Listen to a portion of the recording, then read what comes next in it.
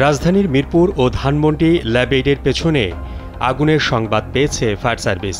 মিরপুরে ডাস্টবিনের ময়লায় ও ধানমন্ডিতে একটি দোকানে অগ্নিকাণ্ডের ঘটনা ঘটেছে।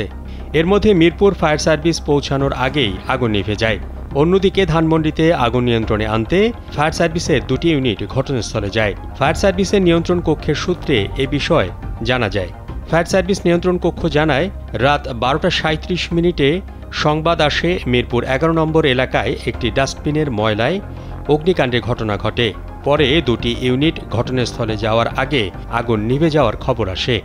অন্যদিকে রাত 12:53 সংবাদ আসে রাজধানীর ধানমন্ডি ল্যাবএইডের পেছনে একটি দোকানে আগুন লেগেছে। Double million offer, Walton fridge কিনে পেতে পারেন 20 লক্ষ টাকা, রয়েছে কোটি কোটি টাকার নিশ্চিত উপহার। এই ঘটনায় দুটি ইউনিট ঘটনাস্থলে পৌঁছে আগুন নিয়ন্ত্রণে আনে। তবে প্রাথমিকভাবে এ দুটি আগুনের কারণ জানা না গেলেও প্রত্যক্ষদর্শীরা জানায় 31st নাইট উপলক্ষে রাজধানী জুড়ে আতশবাজি ফোটানোর কারণে অগ্নিকাণ্ডের সৃষ্টি হয়েছে।